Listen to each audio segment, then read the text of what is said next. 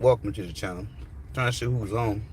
Gonna jump on and see what's going on with the world, with YouTube Cyberland. So I've been helping out people lately with the maintenance and service of their printers. They've been reaching out to me for the actual training. And shouts out to everybody. I appreciate you guys' support. Getting your printers back up and running. Parts coming or whatever you guys need, we have. So it's a blessing to be able to do these things. To be honest with you guys. Honest. So I was talking to somebody about the Asian printers, two-headed printers, and they asked me do I deal with them. And I don't really deal with two-headed printers, but they're great printers. They print extremely fast, good quality. So what I say to people is, it all depends on what you trying to do. If you get the right person who has the right information, can give you the best quality, transparent information you can get, what printer that you need for your type of business, or what you want to start off with, budget wise or whatever. It's good to reach out to people and connect, so you can know how much you want to spend on a printer and how much you don't want to spend, because there's a lot of A3 printers that's going on, guys, and going around, and they putting bulk ink systems, connecting them to the printers, and a lot of those printers not meant to print extremely long periods of time.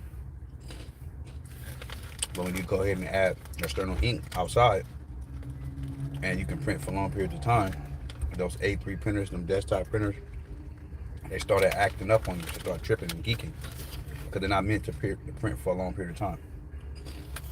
So, and different inks, they have different mixing properties and additives inside of them to make them thick or thin them out, or to make them good. Don't be all so cheesy looking. You want that vibrant color. So that's one of the things you want to keep in mind too, with dealing with different type of inks. I only have one particular ink I use. I used to use a gang of different type of inks, and so I figured out I need to be using this type of ink. And this is the ink that I branded myself because it's a good ink. And it's not like it's been tested. I tested the ink for a long period of time. I tested a gang of different inks, and they're not good for the printer. And some people want to test these printers, test different inks. You're gonna find yourself needing a lot of money, because it's just a lot of trial and error, and you'll be spending a lot of cash trying to keep up, or trying to get your printer, running and keep it running. So I just want to tell people, like, if I'd have knew then what I know now, I know a lot of people feel that way. I've been on top. But yeah, so some people, I'm gonna say this. I had a person that I recently started dealing with the DTF, and they just recently got into it, and they got a long way to go.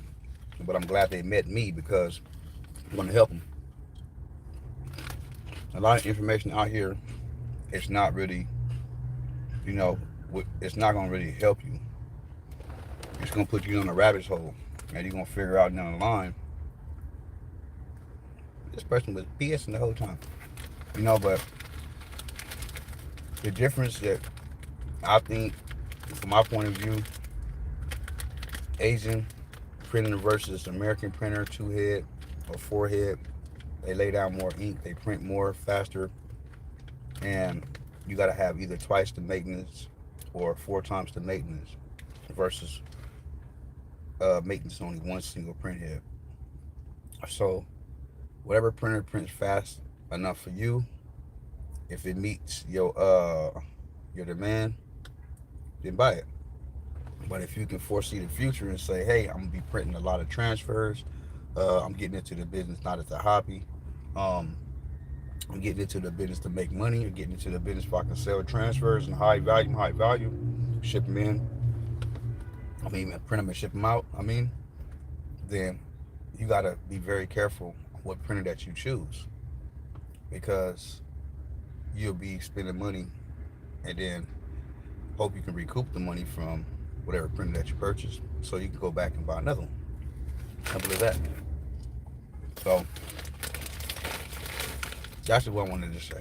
Let's keep it just short and simple. But yeah, I don't want to make the video too long, but I was just sitting here thinking about a good plan or what type of solutions can help people with the printers and whatnot. But a lot of people use, like somebody just recently hit me up. They have a P6000, and the main boards on those printers, they like still working out the flaws. It's just like when the Dodge Hellcat first came out in 2015. Whoever went and bought it as soon as it came out, they had to bring them back to the lot because they had issues with the supercharger pulley. They had issues with a lot of different things that didn't work out. So it's always not good to buy the first model you see. It's always good to buy the second model or see how many problems with the second model to make an upgrade or update on changes or whatever, and you'll figure it out. But that was going on with the P6000.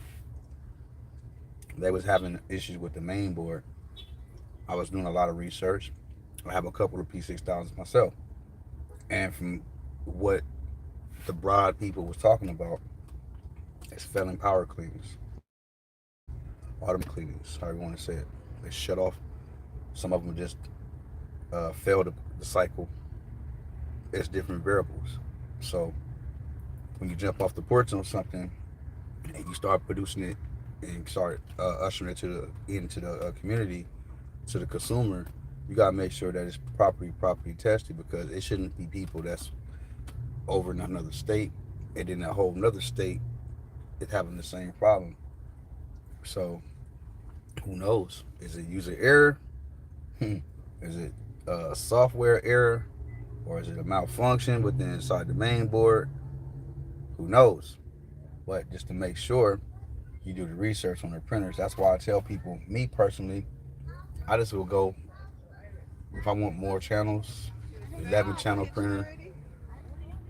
Um, if I don't really want that many channels, go with a 9 channel or 8 channel, you call it, because they share the same channel, whatever. So you go with either or, and you have a better, outlook, because when nozzles start to clog or nozzles be shaky, half of them they're not printing fully properly, you can start doing color swaps and arrange colors different to get that quality print that you're still looking for. So I think that, it has its variables, because, like some people say, hey, well, I'd rather have a newer printer. It prints super fast and the maintenance is not that hard. But some people, they don't want to have a lot of variables when they're trying to clean and print and something. They want to just go to one thing, one cleaning. They don't want to have to do all this wet capping and cleaning and do everything. So the printers have a little bit more tedious maintenance, a little bit more maintenance to do. But at the same time, it's like, if it's for you or is it not. So that's just gonna be something for you to figure out budget wise. If you got money to try to, say I'm gonna purchase this printer because it prints fast and it's gonna print to my liking, and it's gonna cater to what I'm doing, my type of printing, good to go. But anyway, I'm gonna leave you with that. Subscribe to the channel if you haven't subscribed. Cut your notification bells on to all when I drop new content. Go to the website FOMDTF.com and purchase the shirt. Enter the raffle. We're gonna give away heat presses, DTF transfer, give away ink, powder film, software, ICC profiles, all that type of stuff. So if you guys interested, support the channel. The channel will support you. I'm out.